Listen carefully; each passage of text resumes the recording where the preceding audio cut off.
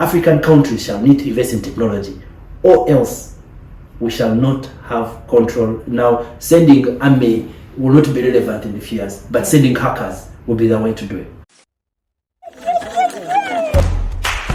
Do you aspire for a booming middle-class economy?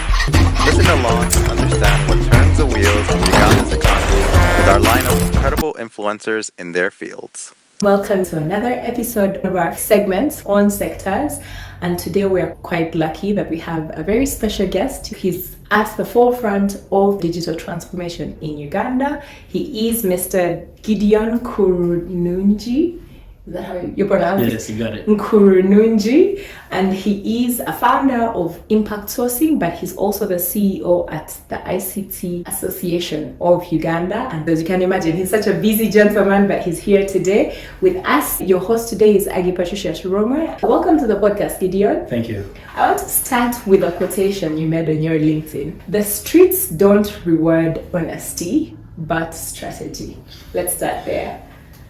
Okay, right there you. Business has changed. It's more than war now. Yeah. Before I tell people business is war, it's not. We have to be strategic, stealth guiding to win in the market. Okay. We tried hard work, being efficient, resolved as young people, and leading a company at my young age. It's clear one thing should lead a person. We have to be very transparent and very honest. It really retains clients more.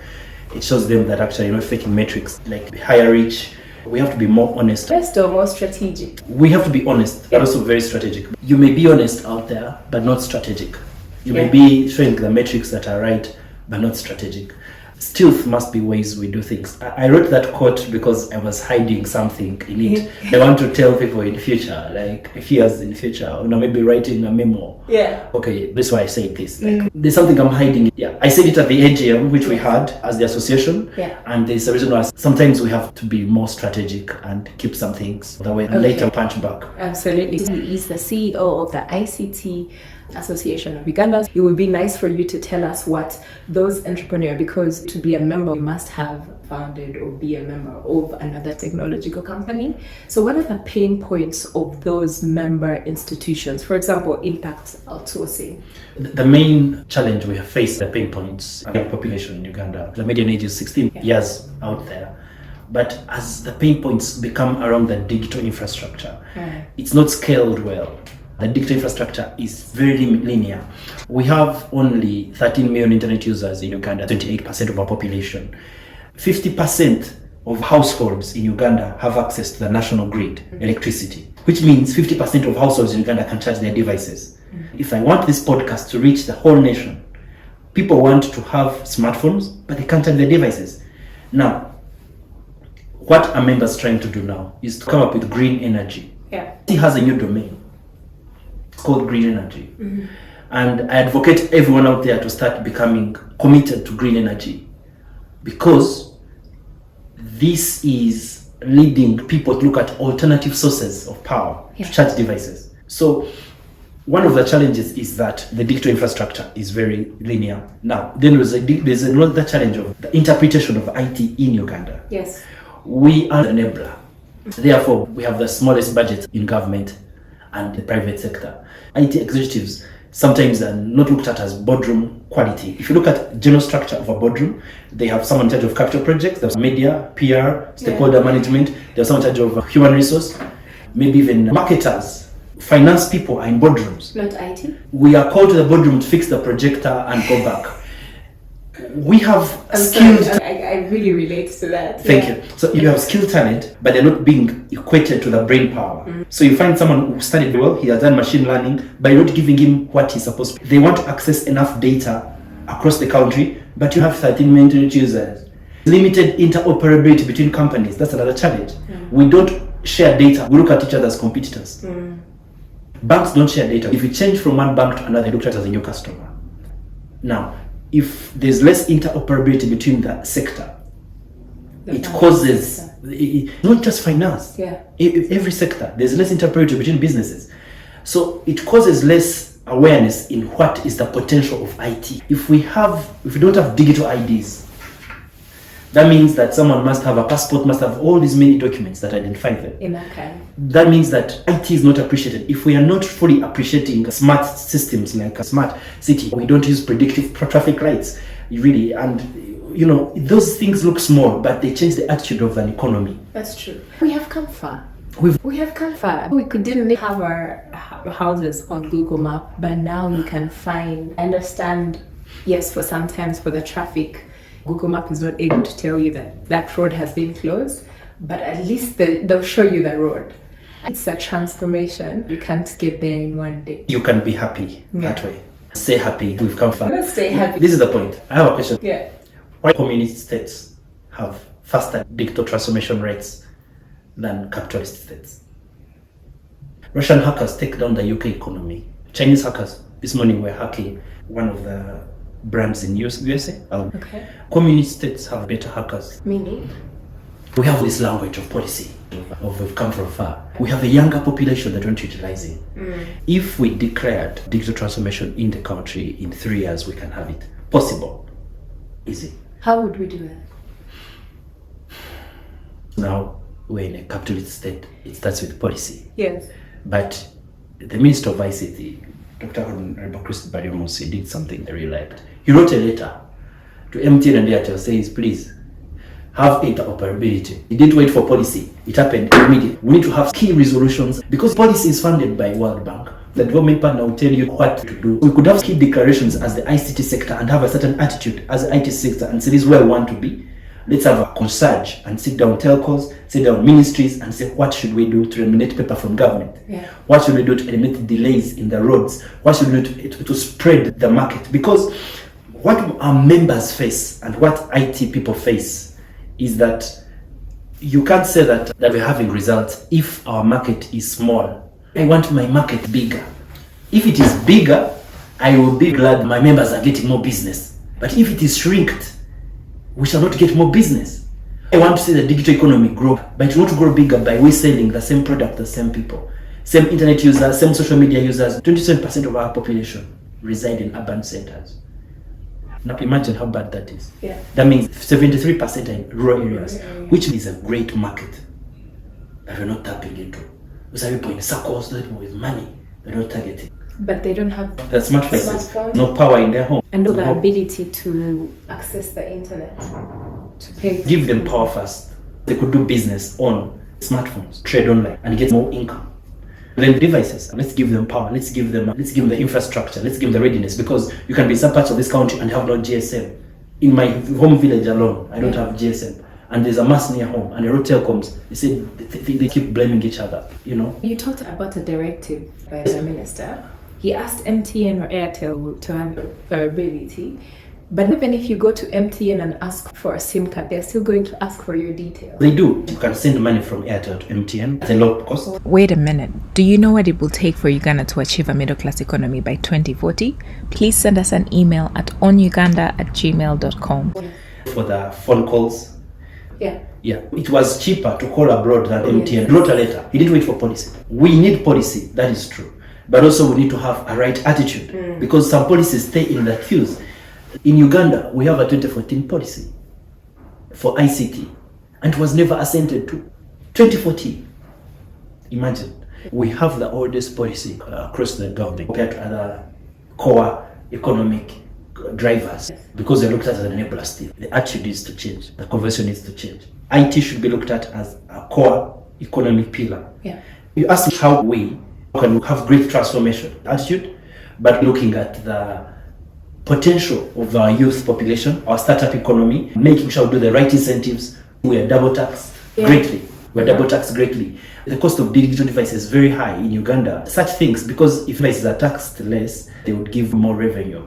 These people will trade online, transact online. My point is there is a lot of opportunity. The government knows we've written into papers, start with meetings. They don't know the potential. They think it's through taxing, beer, taxation. They don't know they can bring in great foreign exchange. They can export IT. They don't know. Or they are limited policy procedures. Not policy procedures. The awareness. They don't look at us as a core economic driver. Yeah. They don't look at us. The people making those decisions in boardrooms are still the IT people. It could be the marketing people, human resource people, maybe agriculturalists. We need to be at the forefront as IT people. You mentioned valid points, the gap between the government and the actual innovators. What do you think would be necessary to happen today for you not to be enablers but part of the core? There's a great document written by the Minister of ICT called the Digital Transformation Roadmap. Very great document. The Digital Roadmap aims to guide the private sector and the government on the pillars the government seeks to follow and what the pillars of IT, which includes cybersecurity, digital infrastructure, their digital skilling. There are several pillars and the roadmap enablers. I used to be one of its critics, but I repented. I became now one of its advocates. Yeah. And the association has taken on the digital roadmap. Yeah. I don't think the government has fully understood the digital transformation roadmap and agreed to fund it. I don't think the private sector has owned the digital transformation roadmap. You ask IT people, they don't know about it. They don't know its pillars. Maybe because they weren't part of it. No, they were part in formulating it. Private sector was highly part of formulating it. The main challenge has been the fact that the IT person, like organizations, have marketing strategies. Yeah. They have, apart from marketing, they have a lot of information. But do you know what they don't have? What? They have human capital development strategies. They have many document strategies. But one strategy organizations don't have is a digital transformation strategy. Do you know what they do? Organizations are digital optimizing now, cutting IT costs instead of even increasing the investment in IT. They don't look at IT also as a strategic business development driver. Yeah. If they look at IT as a cost, you will not have transformation in the ecosystem. We need a digital transformation roadmap in two ways: at business level, also in government. So at business level, we need to have organizations stopping to digital optimize and saying we should have maybe a digital transformation strategy. In the next 5 years, 7 years, we should be an e-company. But how shall we head there? This is how we shall do it. This is how we shall use it for business development, social and others. You cannot do that without a strategy, without adhering to the digital transformation roadmap. And it's because you removed the IT person out of the boardroom. Yes. So how will he tell you of the digital transformation roadmap that needs to be implemented? Yeah. That's the gap. Yeah. Yeah. I appreciate your cognizance of how slow things can move. How faster would you make them move? Definitely, things can move slowly. But we've seen Rwanda turn around in years. We've seen many economies turn around in years. Yeah. Africa's GDP is in 5 countries. 5 countries own half of Africa's GDP. Yeah. Total of Africa's GDP is in 5 economies: South Africa, Nigeria, and some other Countries. But also, Apple has an equivalent valuation of the GDP of UK. Nvidia has the equivalent of the GDP of Italy. Facebook has the equivalent of the GDP of Mexico. Yeah. Its valuation. How fast can things be? Don't we have the same brains that can build a technology company? Amazon has the same, I think Tesla. Why? Yeah. Why? Technology influence economies. Let's take it this way. Yeah. What countries do is say, we want to be the biggest military in East Africa. So what Uganda does, it sends Uganda and Somalia to protect. In the next 10 years, it will be providing technology to companies and countries. It shall be a way to control an economy, even govern its population. For example, to spread our influence as Uganda across the East African globe. If we want to be still influential in the next few years, we need to think how fast we should be in being great in espionage, in looking at technology as a way to control several economies. Things must be very fast. We should leverage technology. Impact cannot do it alone. It needs a government incentive. It needs government to appreciate that we don't have a market yet to test our information. We are not implementing policies even, because policies are written, then they are not implemented. Why are they not being implemented? Because maybe some challenges that happen, because it's just private sector that's supposed to implement the policies. But it's because we're not listened to on our needs. So we don't implement the policies. The interpretation of the IT policies is not in the private sector because our people are not in boardrooms. That way, because maybe even the economy is not interpreting us as a core economic driver. And yet we're employing same population. Yeah. We are second to agriculture and can do better. It's an attitude question of government investing in renewable energy now and IT. And we see whether they will employ more people, because maybe there could have been waste in other areas. It should be looked at as a classified budget. How UPDF goes and says, oh, we have a classified budget, we want to buy this. Yes. We should just say, no, we have an IT budget, it's classified. Are you lobbying for that? We need to have classified IT budgets. No one should know what we're trying to do. If we're building another Amazon, we support startups that way. We give them incentives and have a classified budget. They say they're buying maybe a jet. To control the African market, African countries shall need to invest in technology, or else we shall not have control. Now, sending army will not be relevant in a few years, but sending hackers will be the way to do it. I appreciate the knowledge that comes from a place of knowing. I found out you studied a master's and have expertise in intellectual property. This is a pain point for techpreneurs. IP, it's still not as understood as any other paradigm, but how can you break it down for the patriot who is listening in today? For example, if they have their business, a while ago in my 9 to 5, we worked with one of the data aggregators in the country. We hadn't patented the idea, but they took it, launched it because they had the money. Their reason was these guys hadn't patented the work. The truth is, there is that way of patenting and intellectual property. Allow me take it a bit more technical. Okay. UK called its industry leaders and researchers a few years back produced a document called the UK Innovation Report. The UK Innovation Report comprises of the ranking of UK every year on filing patents. Now, when the UK was analyzing, it found China is leading in biotechnology. China is leading in AI patents.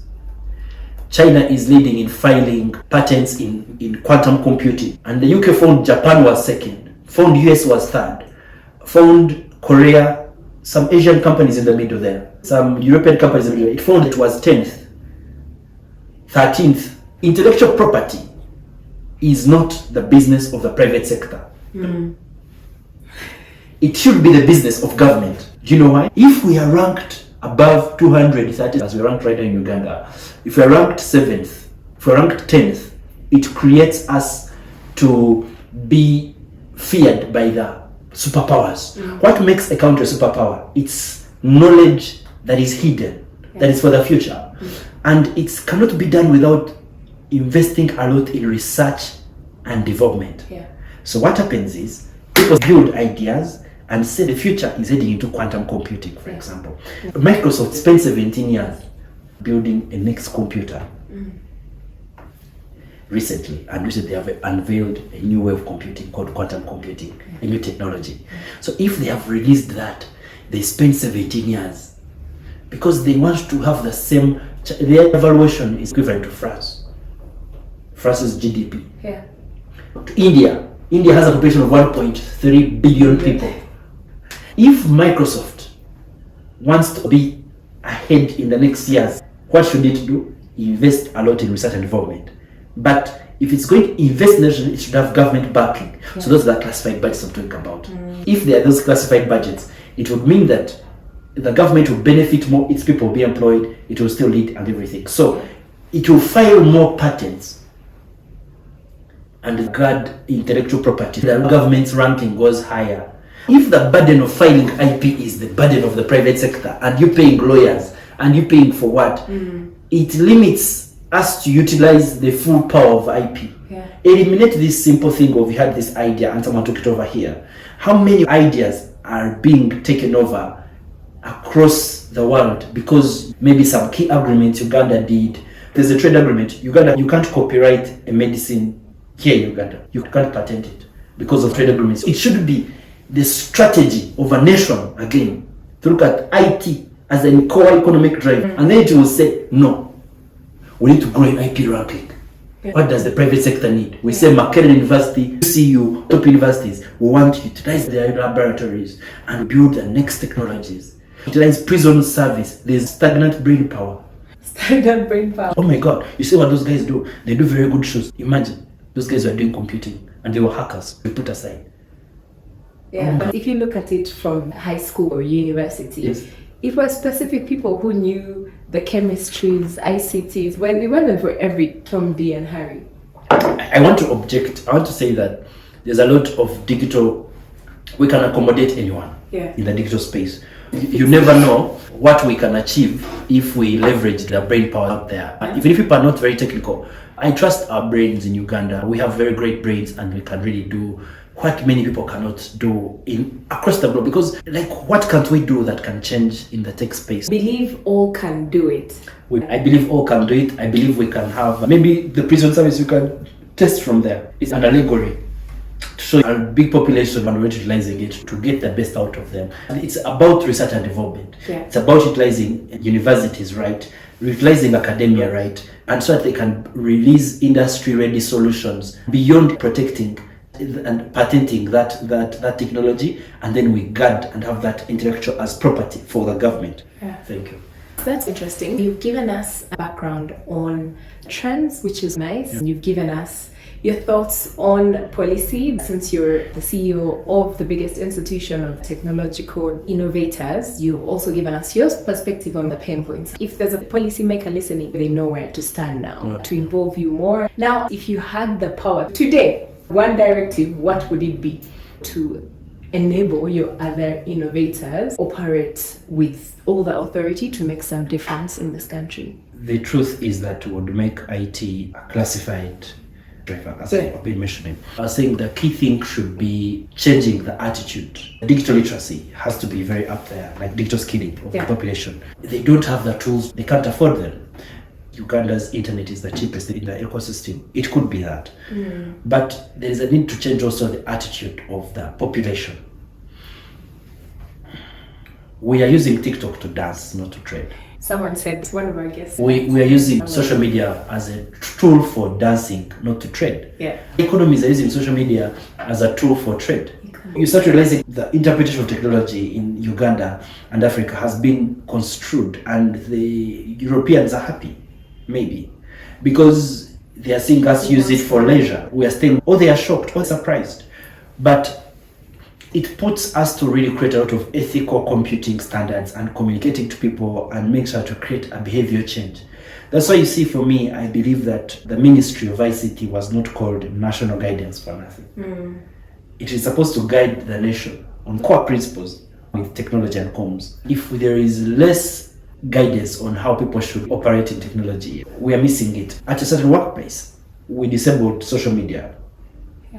Most organizations. No, disabled it on the firewall. Do you know what happened? As a service provider, I faced challenges to requisition of my invoices. Yeah. Because? Oh my God, social media. Yeah. So the accountants, the people didn't want to pay you in time because social media want to see this politician more. Yeah. We have more excitement towards politics than digital transformation. That could change. So it should be what we should be excited about, because if we're excited about digital transformation and politics, it could make people trade online. It could make people look at what is the possibility there. People can learn online. Education institutions can teach online. In COVID, we had better digital transformation because courtrooms were online. What happened in Kenya is they stayed online. Courtrooms are still online. In Uganda, we went back. That attitude changed. At the citizen level, it's what we could highly focus on. There's something we need to do at our level. What do you think, if our citizens were informed, the attitudes have changed to digital transformation as opposed to politics? Politics is coming up next year, and it's going to be such a rave. Oh my God. But and those switch off internet, and I'll lose business for that whole month. It's painful. Hopefully that doesn't happen. So what does the future look like from where you sit? The future is bright in terms of quantum computing. It's going to be the next driver of our computing processes. And 5G in Uganda has gotten, it's at its early stages, and showing how smart cities can transform IoT technologies and use them here greatly. The future looks into need to have a lot of digital literacy. The financial markets have grown. Uganda is one of the largest mobile money markets, but we have not really harmonized. There is really a huge legislations that needs to move there very fast. We're going to employ more people in the IT sector, very tech savvy, leading the innovation ecosystem. You know, let me show you. 2013, we raised $4 million as the startup ecosystem in Uganda. Last year, we raised $19 million as startups in Uganda. That shows we may triple that. So with the youth-led innovation and the startup also ecosystem growing greatly, I see a bright Uganda. Borders are not meant to profit. For example, A Kenyan cannot easily trade in Uganda, and a Ugandan cannot easily trade in Kenya. Do you know why? Why? The national backbone of Kenya stops at Kenya's border, and people are standing there. The national backbone of Uganda ends at Uganda's border. If you want data, it's an East African community, COMESA. East African integration. The future looks into East African integration, where we can expand the digital trade. We need to expand digital borders. If the government wants the economic East African integration, and it's not speaking about it being through technology, and they will say have one currency, have one, it may not take place as fast as it should be if we had it first realized through technology. The future is bright. East African integration is technology led. ICT in Uganda is part of TICON Africa. TICON Africa is the combination of all the 33 member countries that we have MOUs with to have form one body that looks at integrating all African associations. We are looking at a partnership across governments. Can we have interoperability across governments in Africa? And such attitudes that we are seeing growing, Africans are starting to trust each other as the Pan-African level. Nigerians are trading in Uganda, Ugandans are trading in Nigeria. If we had business to trade between each other cheaper. So it's looking very bright, and we have more companies that are going to come to Uganda from investors abroad, though I think some are going to the neighbor countries, but more are going to come here. We're going to have a very exciting future, though for me, I still realize it's just one, the people out there, is that we're having less intuitive producers because of the coming of internet and ChatGPT, because the software developers are being produced by those are using ChatGPT a lot. They don't probe more. So we're having people who don't probe more. You read a concept note, it's not worth your time. Those tiny details that we want to see the population really look at, we being more intuitive thinkers. It doesn't mean you don't use it to accelerate your work, accelerate your output, but really probe more, because there is more you can really do. So it's very bright. ChatGPT is here, agentic AI is coming, more technologies are coming, so it's a very bright future. But are we a player in that level, or we are just consumers? Absolutely. This information was insightful. You touched upon most of the items we wanted to discuss. Now, just a golden question that we ask every guest that comes onto the podcast. Are you ready, Gideon? I'm ready. What do you think then is going to take Uganda to achieve a middle class economy? Because the World Bank projected by 2040 we have that middle class economy. We could have it earlier, but we may have it later than the 2040 project. What will it take? Amazon's valuation is greater than the GDP of France. Alphabet Google is equivalent to the GDP of Italy. That is around 3,000 billion US dollars that you're talking about. Is it Apple? As I mentioned earlier, is its valuation by market capitalization is around 3.1 billion US dollars, equivalent to the UK's GDP. Nvidia is equivalent to the GDP of India, and India's population is worth 1.3 billion people. Really, to make us first-class economy, to me, it should be technology. But it bothers me when you look at the 10-point program, the huge gap. They don't look at IT. And if you look at government allocations of budgets, it falls under services, doesn't it? We shouldn't fall under anything. Be a standalone. We are a core economic driver. We are not supposed to be looked at as subsets and enablers. IT should be the first covers across the ecosystem, and such attitudes will create a spur in the economy that will create a revival in the economy. Let me illustrate for you this. I've been reading a report by Malaysia. Malaysia was assessing the MSMEs they have and SMEs they have, and they were comparing across the GDP, the contribution of these SMEs across the world. And they were saying for us to make more money, we need a more vibrant SME community. Which we do here, although informal. Very, very non-digitized. So they were looking at the evolution, we need to digitize these SMEs so they can contribute more to GDP. 72% of our population is in rural areas. They need digital access to trade online, to add more value to their product. So the main point is that if we are not digitizing MSMEs and SMEs, we are trading the same people online and the market is small. We need to expand our market. It's what needs to be done to make your question answered. We can be first world country by 2040. And people will be saying, what is the economic question should be studied? Because we got to gather economists in one room, IT people in one room, and say no living unless we have this answer. As you can see, he's very passionate and articulating his points around digital transformation, ICT. I think for me, one thing I've taken out should be that we should change our mindset around finding solutions with IT. If someone listened to something you say that is very important to them and they want to follow up with you, where can we find you? I know you're on LinkedIn, but where else? I'm on Twitter, LinkedIn, and Facebook. But the association is more accessible than myself, so you visit our website, icta.ug, sign up to be a member, you're welcome to the association. It's for everyone. If you're an innovator in the tech space. Definitely. If you're an innovator, if you want to learn more about technology, tech professionals are welcome because we advocate for tech professionals. One word to the listener? It's really quite unclear what we can achieve if we leverage technology, because we're in Africa and people want things to stay the same.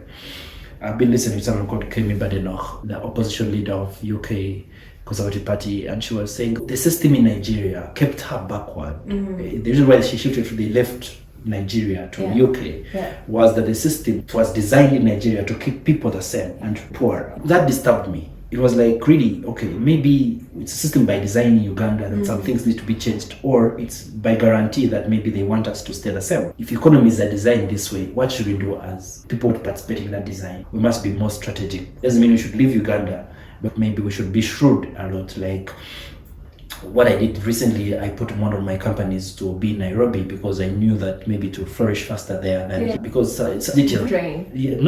Brain drain. It is, but business is not just war. You have to be more stealth, more strategic. To be honest, say I love Uganda. And doesn't mean you should leave Uganda, but we need to look at how can we bring people abroad. Maybe the solution is there, tapping into their power, learning what they're doing, and them contributing to me directly.